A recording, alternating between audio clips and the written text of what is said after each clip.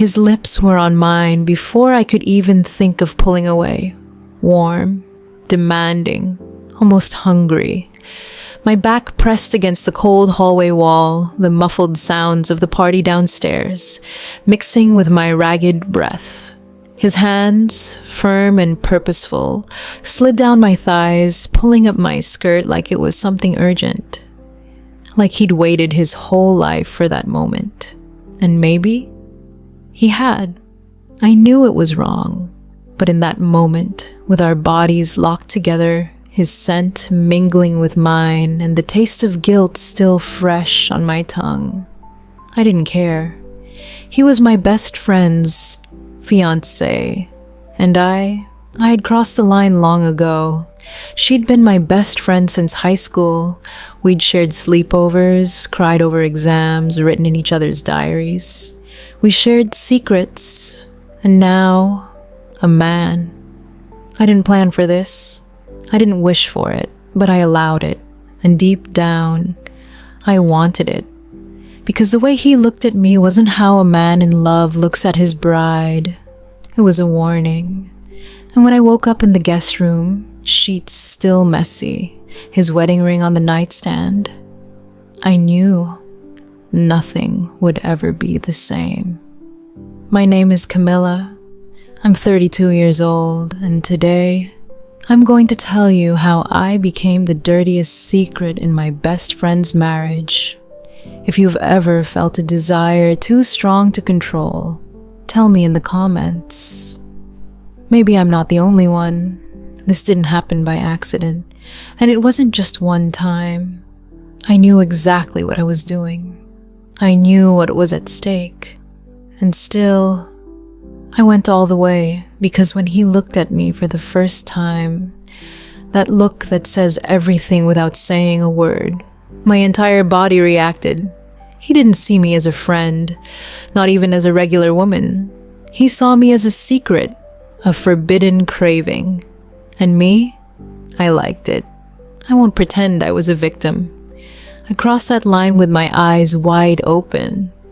But what happened after was more than I ever expected.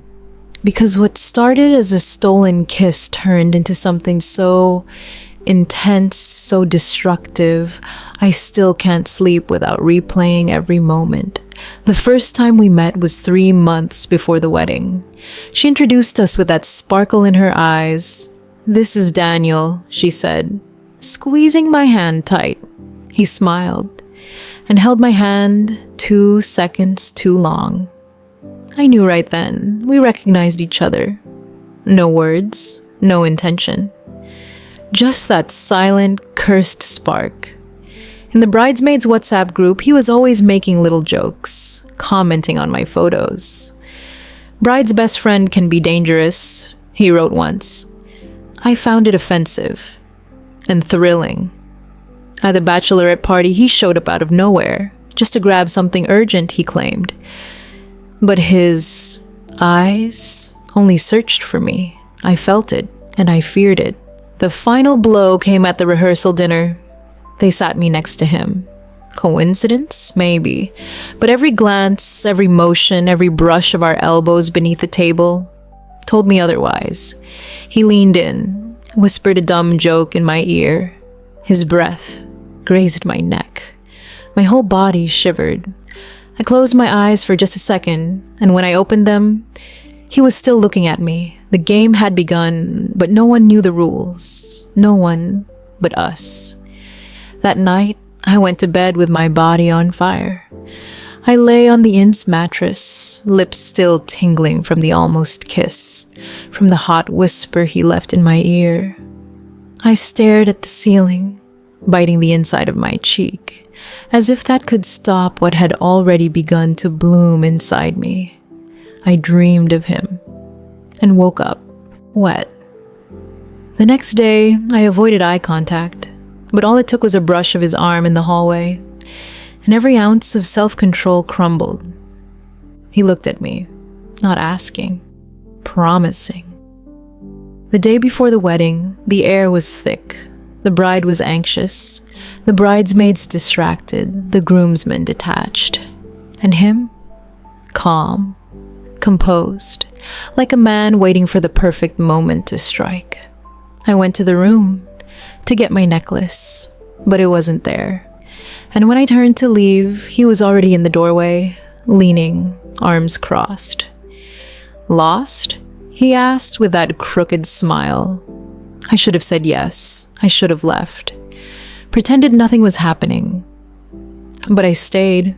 He took a step, then another. And before I knew it, our mouths were pressed together, and the entire world had vanished. This time, there was no hesitation. He pinned me against the wall with the urgency of someone who couldn't wait another second. His hands traced my waist, sliding up my back, over my breasts, with reverence, with hunger. My fingers tangled in his hair as our bodies fit together like they already knew the way. His breath was hot against my neck. My skin burned under every touch. He laid me down on the guest bed like he knew it would be our only moment and that it had to be unforgettable.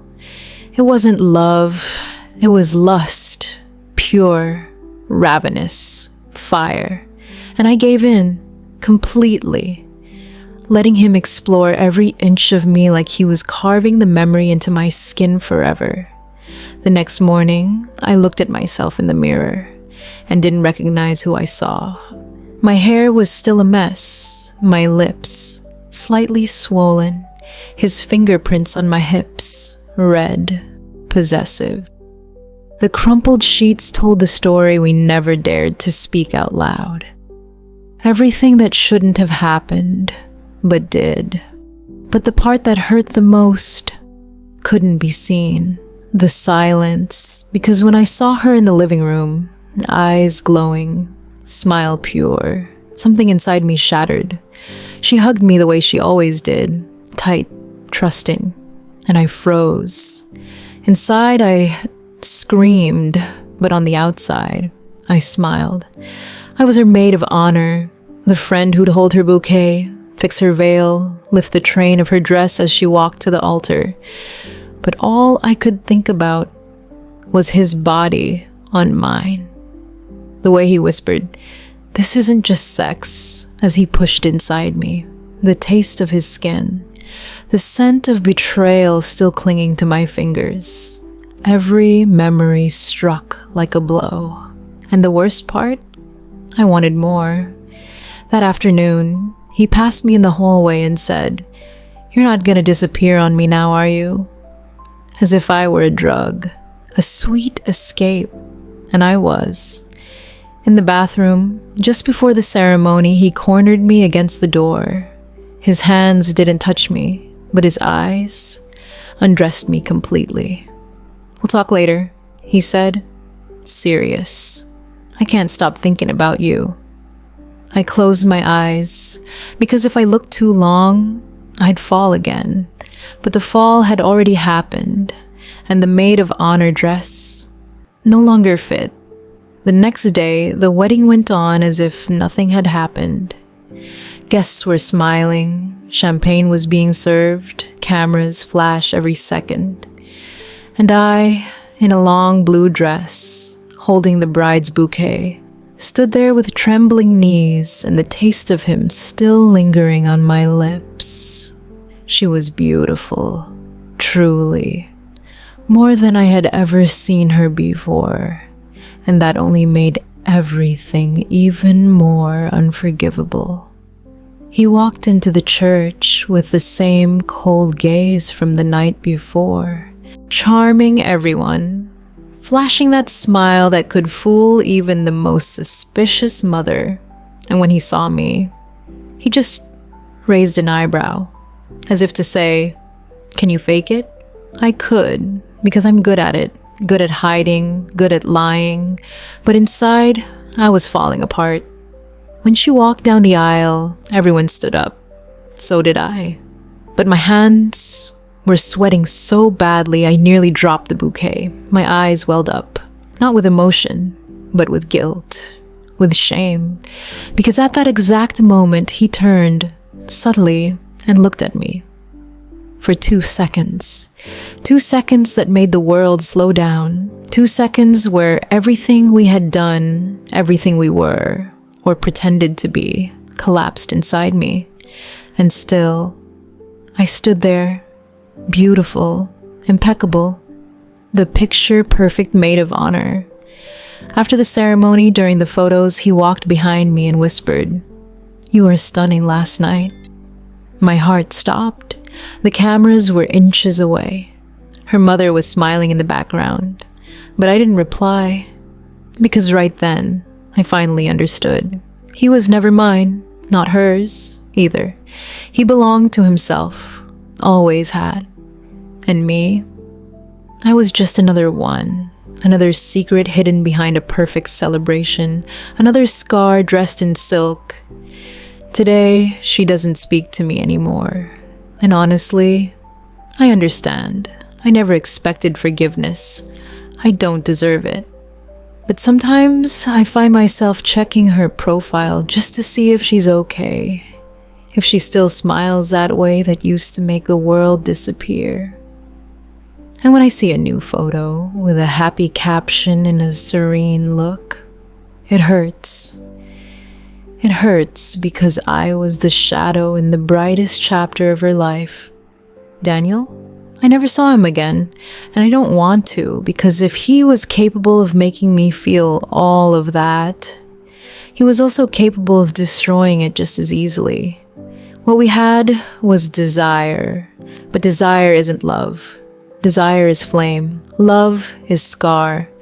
And I, Camila, am forever marked by a night that never should have happened.